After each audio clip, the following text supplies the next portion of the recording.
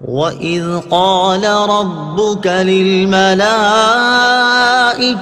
إِنِّي جَاعِلٌ فِي الْأَرْضِ خَلِيفَةً قَالُوا أَتَجْعَلُ فِيهَا مَن يُفْسِدُ فِيهَا وَيَسْفِكُ الدِّمَاءَ وَنَحْنُ نُسَبِّحُ بِحَمْدِكَ وَنُقَدِّسُ لَكَ قال إني أعلم ما لا تعلمون۔ ترجمہ: اور یاد کرو جب تمہارے رب نے فرشتوں سے فرمایا میں زمین میں اپنا نائب بنانے والا ہوں، تو انہوں نے عرض کیا کیا تو زمین میں اسے نائب بنائے گا جو اس میں فساد پھیلائے گا اور خون بہائے گا، حالانکہ ہم تیری حمد کرتے ہوئے تیری تسبیح کرتے ہیں اور تیری پاکی بیان کرتے ہیں۔ فرمایا بے شک میں وہ جانتا ہوں جو تم نہیں جانتے۔ وَإِذْ قَالَ رَبُّكَ لِلْمَلَائِكَةِ، اور جب تمہارے رب نے فرشتوں سے فرمایا۔ تفسیر صراط الجنان میں ہے حضرت آدم علیہ السلام اور فرشتوں کے واقعات پر ضمنی تبصرے سے پہلے ایک مرتبہ آیات کی روشنی میں واقعہ ذہن نشین کر لیں۔ واقعے کا خلاصہ: اللہ تعالیٰ نے حضرت آدم علیہ السلام کی تخلیق سے پہلے فرشتوں سے فرمایا کہ میں زمین میں ایک خلیفہ بنانے والا ہوں۔ اس پر فرشتوں نے عرض کی اے اللہ عز و جل، کیا تو زمین میں اس کو نائب بنائے گا جو اس میں فساد پھیلائے گا اور خون بہائے گا، حالانکہ ہم ہر وقت تیری تسبیح و تحمید کرتے ہیں، یعنی تیری خلافت کے مستحق ہم ہیں۔ اللہ تعالیٰ نے فرمایا جو مجھے معلوم ہے وہ تمہیں معلوم نہیں۔ پھر اللہ تعالیٰ نے حضرت آدم علیہ السلام کی تخلیق کے بعد انہیں تمام چیزوں کے نام سکھا دیے، پھر ان چیزوں کو فرشتوں کے سامنے پیش کر کے فرمایا کہ اگر تم اس بات میں سچے ہو کہ تم ہی خلافت کے مستحق ہو تو ان چیزوں کے نام بتاؤ۔ فرشتوں نے یہ سن کر عرض کی اے اللہ عز و جل، ہمیں تو صرف اتنا علم ہے جتنا تو نے ہمیں سکھا دیا، ساری علم و حکمت تو تیرے پاس ہے۔ پھر اللہ تعالیٰ نے حضرت آدم علیہ السلام سے فرمایا اے آدم، تم انہیں ان تمام اشیاء کے نام بتا دو۔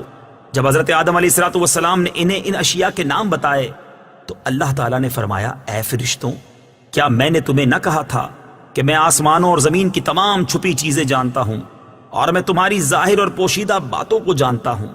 انی جاعل فی الارض خلیفہ، میں زمین میں اپنا نائب بنانے والا ہوں۔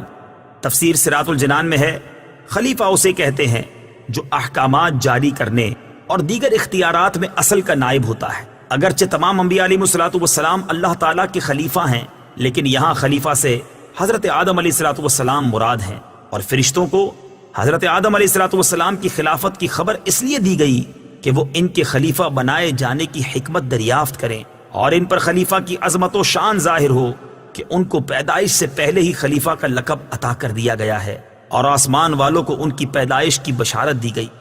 فرشتوں سے مشورے کے انداز میں کلام کرنے کا سبب، یاد رہے کہ اللہ تعالیٰ اس سے پاک ہے کہ اس کو کسی سے مشورے کی حاجت ہو۔ البتہ یہاں خلیفہ بنانے کی خبر فرشتوں کو ظاہری طور پر مشورے کے انداز میں دی گئی۔ اس سے اشارتاً معلوم ہوتا ہے کہ کوئی اہم کام کرنے سے پہلے اپنے ماتحت افراد سے مشورہ کر لیا جائے تاکہ اس کام سے متعلق ان کے ذہن میں کوئی خلش ہو تو اس کا ازالہ ہو جائے، یا کوئی ایسی مفید رائے مل جائے جس سے وہ کام مزید بہتر انداز سے ہو جائے۔ اللہ تعالیٰ نے اپنے حبیب صلی اللہ تعالیٰ علیہ وسلم کو بھی صحابہ کرام علیہم الرضوان سے مشورہ کرنے کا حکم دیا، جیسا کہ سورہ آل عمران میں ارشاد باری تعالیٰ ہے وَشَاوِرْهُمْ فِي الْأَمْرِ، اور کاموں میں ان سے مشورہ لیتے رہو۔ اور انصار صحابہ کرام رضی اللہ تعالیٰ عنہم کا وصف بیان کرتے ہوئے ارشاد فرمایا وَأَمْرُهُمْ شُورَى بَيْنَهُمْ، اور ان کا کام ان کے باہمی مشورے سے ہوتا ہے۔ حضرت انس بن مالک رضی اللہ تعالیٰ عنہ سے روایت ہے نبی اکرم صلی اللہ تعالیٰ علیہ وسلم نے ارشاد فرمایا جس نے استخارہ کیا وہ نامراد نہیں ہوگا، اور جس نے مشورہ کیا وہ نادم نہیں ہوگا، اور جس نے میانہ روی کی وہ کنگال نہیں ہوگا۔ اتجعل فیہا من یفسد فیہا، کیا تو زمین میں اسے نائب بنائے گا جو اس میں فساد پھیلائے گا۔